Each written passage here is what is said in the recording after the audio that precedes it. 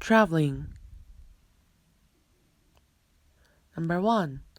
What are your favorite places to visit within your home country, and why do you like them?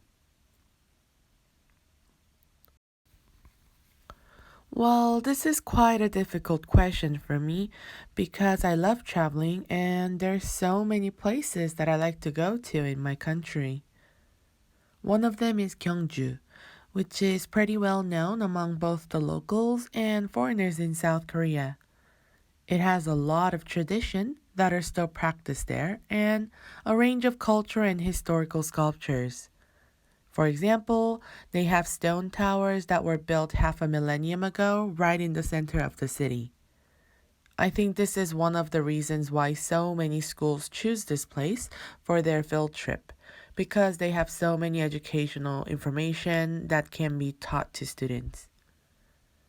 The city is also well known for practicing traditional Buddhism, and they have a renowned temple deep inside the mountain that can be visited. I've also been there, and the temple was nice, but I was more mesmerized by the beauty of nature surrounding the temple.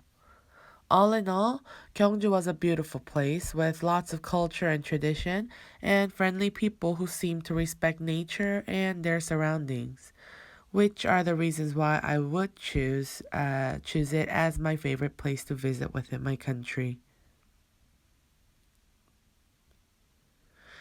Number 2. Before you travel, what do you usually prepare for your trip? What things do you include in your luggage? Please list a few items you take with you. As I have mentioned earlier, I love traveling and I do it as often as I can. And because I like to travel a lot, I have made an official travel list of items that I need to pack, and I use it as a checklist before I go anywhere.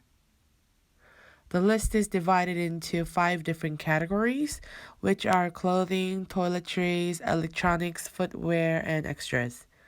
I make sure all the boxes are ticked off and double check them on the night before the day of the trip.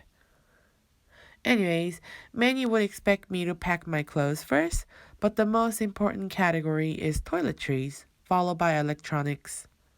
I wear contacts, so that is the first thing I check as I pack my toiletries, and electronics are just as important because my phone is a must-have to navigate around. So I make sure I pack all the chargers and etc. before picking out what to wear. For footwear, I usually pack a single pair of sandals and wear a tennis shoe. 2 is usually enough for me regardless of the length of the trip. The last category on the list is extras, and it includes printed copies of the itinerary, hats and scarves if needed, first aid kit, and so on. Once all these are checked off and ticked off, everything is all set. Number 3. You must have had a trip that was particularly memorable.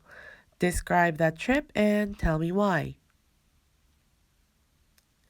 The first trip that pops in my head is my backpacking trip back in 2015 to Point Reyes, a regional park in Northern California, United States. This is especially memorable because it was my first ever backpacking trip alone in the woods. I was both nervous and excited at the same time. I walked a total of 28 kilometers in just 2 days, which is about 17 miles. The campsite was located at the top of the cliff, and there were only 6 sites that people were able to stay overnight with their own tent. And the sites were separated pretty far apart from each other, so I was able to enjoy the solitude. Preparing for meals was quite easy since all I had to do was boil water with my food. I had dehydrated my meals beforehand to reduce the weight on my back, so I just needed boiling water to eat any food that I brought. The scary part of my trip was when the tide started coming in as I was hiking next to the cliff by the ocean. I almost had a panic attack because there were no places to run away from the incoming tides. Even running was difficult on the sandy beach, but I tried to run as fast as I can for about 20 minutes, and I was able to make it back to the campsite safe and sound. Overall, it was a very dynamic trip, but very special and memorable.